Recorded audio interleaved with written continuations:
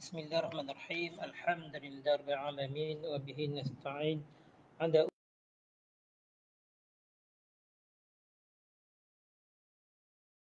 الأنبياء والمرسلين وعلى آله وصحبه أجمعين. أما بعد. Baik, pada kali ini saya akan menghuraikan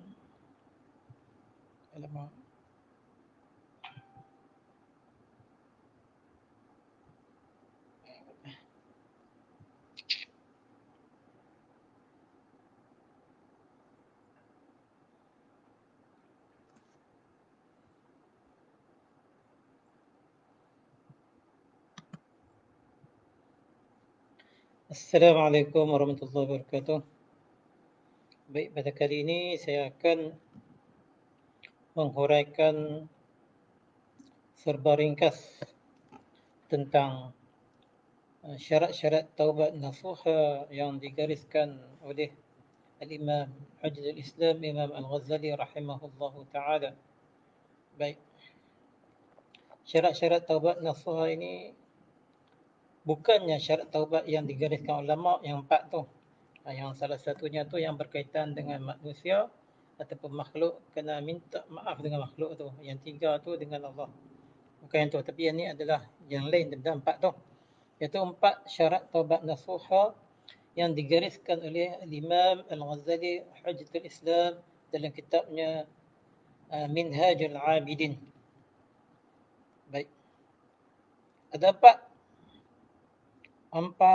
syarat taubat nasuha yang digariskan oleh Imam Al-Ghazali rahimahullahu ta'ala. Yang pertama tarku ikhtiyari az-zambi. Meninggalkan melakukan perbuatan tutur. Iaitu macam mana? أن يوطن قلبه ويجرد عزمه على أنه لا يعود إلى الذنب البتة. يعني dia tetapkan hati dia dan dia ikhlaskan hati dia, dia sucikan hati dia, dia tetapkan keazaman dia bahawasanya dia tidak akan mengulangi, dia tidak akan berulang, dia tidak akan kembali melakukan dosa selama-lamanya dosa tersebut. Baik. Kalaulah ia meninggalkan dosa tersebut dan dalam hati dia ada bisikan bahawa boleh jadi aku ni tak apalah, nanti aku buat lagi dosa tu. Dia tidak berazam untuk meninggalkan dosa itu selama-lamanya. Dia masih ada syak wa sangka, masih ada bolak-balik. Maka hamba yang bolak-balik hati dia tersebut tidaklah dinamakan seorang yang melakukan taubat nasuha lagi. Itu yang pertama. Yang kedua ayatuba min zambin qad sabaqa anhu mithluhu. Ia hendaklah bertaubat daripada dosa yang memang dia telah lakukan. Kalau dosa tersebut dia tidak pernah melakukannya, maka ia tidak dinamakan orang yang bertaubat, tapi dia dinamakan orang yang muttaqi, orang yang bertakwa. Sebagai contoh kita kata seorang nabi yang maksum, yang Allah pelihara daripada melakukan perkara kufur, perkara syirik, maka sudah tentu tidak sah untuk kita mengatakan bahawa Nabi, seorang Nabi itu bertaubat daripada kufur, daripada syirik. Tetapi orang yang kafir masuk Islam ataupun orang yang pernah melakukan syirik kemudian dia bertaubat, maka kita boleh mengatakan sebagai contoh kita kata kita ni pernah buat syirik, orang kafir masuk Islam, maka boleh untuk kita katakan ia bertaubat daripada kufur, ia bertaubat daripada syirik dan sebagainya. Itu yang kedua. Saya ambil ringkas-ringkas lah. Nama pun tazkirah untuk nak sempena nak tunggu waktu asar. Bukannya mengajak kena ke masjid. Baik. Yang ketiga syarat taubat nasuha yang disebut oleh Imam Al-Ghazali rahimahullah ta'ala ialah أن الذي سبق عنه يكون مثل الذي يسرق اختياره في المنزلة والدرجة لا في الصورة, iaitu dosa yang dilakukan tu, dosa yang dilakukan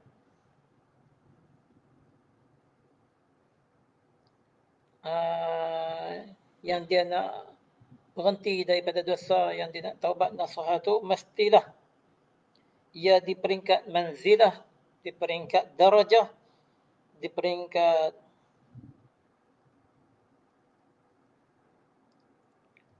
manzilah yang sama, darajah yang sama, la fi surah, bukannya pada surah, pada surah. Saya akan hurai sikit lagi. Baik, kita tengok macam mana yang katakan fil manzilah, fil darajah, bukannya pada fil surah. Baik, Imam Al-Ghazali membawa sini satu contoh, satu misal, iaitu seorang yang tua. Seorang yang tua yang kita kata mata kuih kabuk, gigi terabuk, dah nak masuk kubur. Tu orang tua lah. Minta maaf, kita pun tua juga. Umur kita pun dah 40 ni. Dan tua dah kira tu, dah habis dah. Kalau nak masuk, nak bertanding jadi ketua pemuda pun dia takat umur 40 lah. Nak terlibat aktif dengan politik ni, jadi ketua pemuda dekat 40 lah. Dah lepas 40 tu tak jadi pemuda, petua. Baik.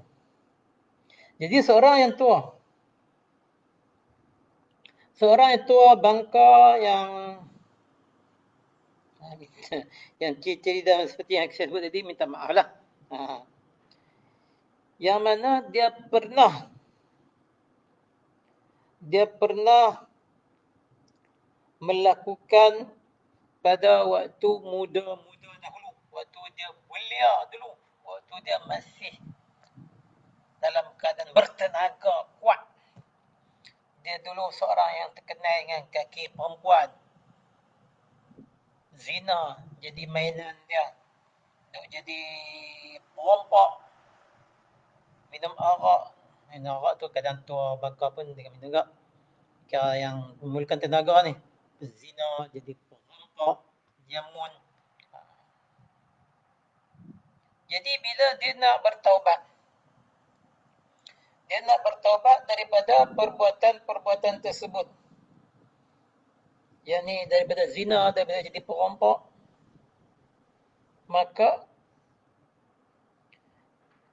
tak mustahil dah bagi diri dia untuk dia nak bertaubat daripada melakukan dosa daripada zina masalah. Dah tua dah pada waktu tu,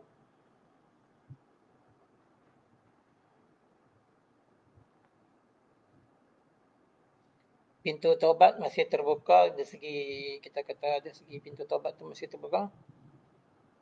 Akan tetapi orang yang dah tua,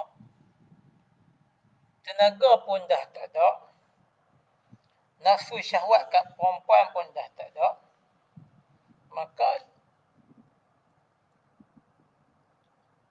macam mana dia nak melakukan zina? Tenaga pun tak ada, nak merompak tak larat dah. Maka ketika itu, ketika dia dalam dah tua bangka nak taubat daripada melakukan perbuatan zina ataupun merompak tersebut, dalam keadaan ya dia dah tak mampu dah nak buat benda tersebut disebabkan dia tua, maka dari segi sifat dia sebagai seorang yang tua, dia nak meninggalkan perbuatan zina, merompak dan sebagainya yang memerlukan tenaga ni, yang mana waktu dia tua ni dia dah tak mampu dah. Minta maaf cakap, benda ni pun tak naik dah. Jadi orang tua tersebut dia, okeylah, aku dah tak mampu dah. Aku dah tak mampu dah nak melakukan perbuatan zina, dah tua dah, taubatlah. Tak mampu dah nak jadi perompak dah, taubatlah.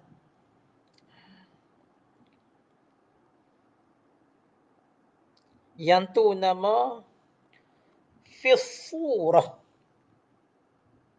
Gambaran dia. Fisurah, pada gambaran dia, dia dah tak mampu dah nak melakukan perbuatan tu. Tetapi fil manzilah wad darajah, pada kedudukan, pada kata apa? Kedudukan darjat dosa tersebut tu, kita kata zina. Darjat dia dari segi darjat dia, dari segi manzilah dia, kita umpamakan seperti apa? Dosa berdusta yang tidak ada maslahah lah.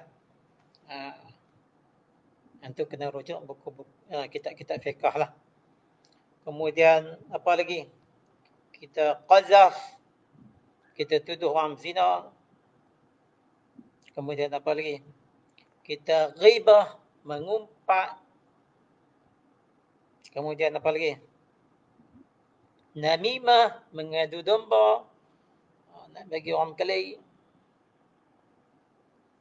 Jadi kesemua benda tu, iaitu dusta, mengumpat, namimah dan sebagainya tu, semua tu adalah maksiat.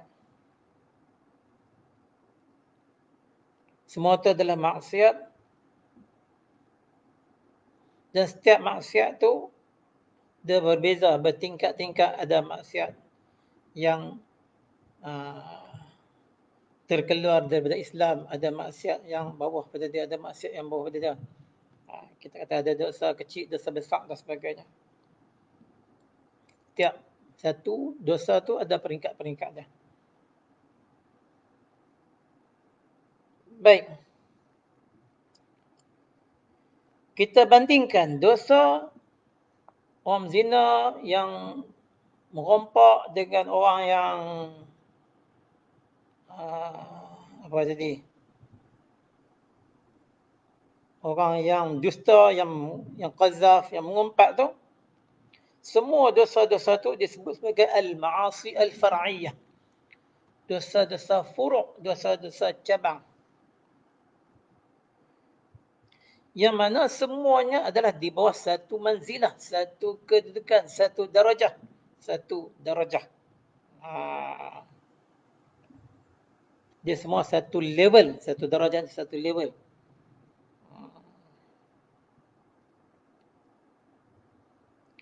Baik, yang ini apa dia?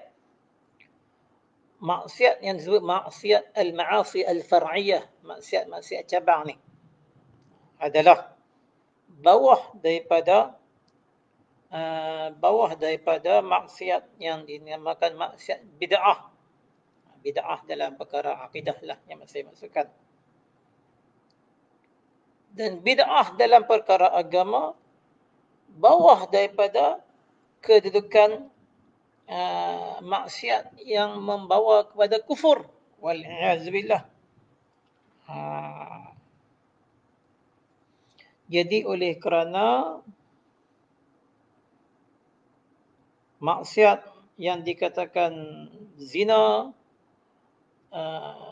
merompak dan juga maksiat yang saya sebut tadi berdusta, qazaf, mengumpat dan sebagainya tu, dia duduk di bawah maksiat ataupun al-ma'asi al-far'iyah, maksiat furu', maksiat cabang, maka boleh kita katakan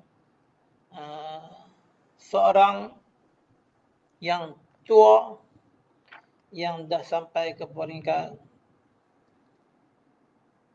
lutut pun dah longgang dah, boleh kita katakan dia bertaubat, sah untuk dia bertaubat daripada zina dan juga merompak dan juga maksiat-maksiat yang lain yang dia tidak mampu dia lakukannya ketika dia dia dalam keadaan dah tua dah ni, dia tak boleh mampu dah buat dosa-dosa tu. Sebab apa kita tengok dari segi manzilah, dari segi manzilah, dari segi darajah, bukannya kita tengok dari segi surah. Kalau tengok dari segi surah, gambaran, memang dah orang tua dah lembik lutut nak zina kot mana. Minta maaf cakap lah. Orang tua dah tak mampu dah nak zina, dah tak mampu dah nak pergi jalan, nak pergi bawa pisau, nak pergi merompak menyamun bah. Jadi walaupun dari segi surah dia tidak mampu, tapi dari segi manzilah, dari segi darajah, ia tetap dikatakan ya masih diterima taubatnya. Tapi lebih baiklah kalau waktu dia muda-muda lagi dia dah taubat dalam keadaan dia mampu buat benda tu, dia taubat kerana takut ke Allah, dia terus taubat. Daripada dah tua dah tak boleh buat apa dah, baik aku taubat sajalah. Itu dah. Allah Ta'ala alam dari segi syarat taubat, okey, diterima. Kan tapi lebih aulanya waktu muda-muda lagi dah bertaubat. Baik. Kemudian yang keempat, syarat yang keempat daripada syarat-syarat ni ialah ayyakuna tarku ikhtiyarihi lidzalika ta'ziman lillahi azza wa jalla wa hazran min sakhtihi wa alimi iqabihi mujarradan la li gharabatin dunyawiyyah aw rahbatin minan nas aw talabi sana'in aw saytin aw jahin aw dha'fin fi nafsi aw faqrin aw ghairi dhalik. Baik. Syarat yang keempat iaitu dia meninggalkan perbuatan dosa tersebut. Dia meninggalkan perbuatan dosa tersebut kerana apa? Ta'ziman lillahi azza wa jalla. Dia menta'zimkan Allah Subhanahu wa ta'ala. Rasa kehebatan Allah, rasa takut dengan Allah Subhanahu wa ta'ala, takutkan kemurkaan Allah Subhanahu wa ta'ala, takutkan siksaan Allah yang dahsyat, azab di akhirat kelak. Bukannya kerana ada nakkan manfaat kat dunia ni, ataupun kerana nakkan habuan dunia, ataupun kerana takutkan manusia. Sembahyang sebab apa? Sebab nanti takut abah marah. Contoh. Ataupun kita tinggalkan dosa tu kerana kita nakkan pujian daripada orang. Kita nakkan sebutan, orang sebut nama kita elok-elok.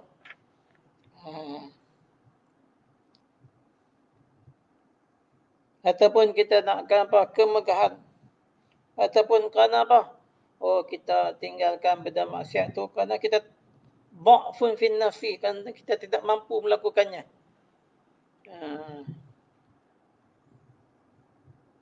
Sebab apa tak buat maksiat? Sebab tak ada duit. Au faqrin. Kerana fakir. Sebab fakir miskin lah tak buat maksiat ni. Tak, bukan sebab tu. Au ghairi zalik, ataupun yang lain daripada perkara-perkara yang kata apa? Kita tanya sebab apa dia tak buat dosa? Bukan jawapan dia kerana ta'zim Maulana Subhanahu wa ta'ala Azza Jalla. Bukan kerana ta'zimkan Allah Subhanahu wa ta'ala, tapi kerana sebab-sebab yang lain. Itu yang bahaya tu. Jadi empat-empat ni, kalau cukup syarat tu, maka dapatlah taubat yang hakiki, taubat yang maqbulah, taubat yang nasuha, insya-Allah di sisi Allah, bifadlillah, dengan kurnia daripada Allah, bukannya kerana Allah Ta'ala kita kata, oh Allah, bila kita cukup empat syarat ni, Allah wajib terima taubat kita. Tak. Sebab Allah Subhanahu Wa Ta'ala, la yajibu syai'un alal khaliq. Tidak wajib ke atas pencipta kita ni. Baik, banyak saya nak tambah sikit dalam mungkin 5 minit lagi. Berkata Imam Al-Ghazali rahimahullahu ta'ala. Baik. Saya ambil yang terjemahan tu. Orang yang memandang, yang memikir dengan logik akal yang Allah bagi kat dia, kefahaman yang Allah bagi kat dia, yang memandang dengan nur basirah, dengan mata hati dia. Yang mana mata hati dia memandang nur basirah, hasil daripada pengajaran daripada Al-Quran, daripada sunnah nabawiyah, maka mereka mengetahui bahawa setiap hati yang sejahtera daripada maksiat, insya-Allah akan diterima di sisi Allah Subhanahu wa taala dan akan mendapat nikmat di akhirat kelak di sisi Allah Subhanahu wa taala, dan dapat melihat dengan mata kepalanya zat Allah Taala. Insya-Allah Allah nikmat yang cukup besar. Maka kita kena jaga mata kita daripada melakukan dosa, kerana mata kita ni akan melihat zat Allah Subhanahu wa taala. Nikmat yang paling besar di akhirat kelak ini memandang zat Allah Subhanahu wa taala. Aqulu qawli hadza, astaghfirullah azim li wa lakum. Assalamualaikum warahmatullahi wabarakatuh.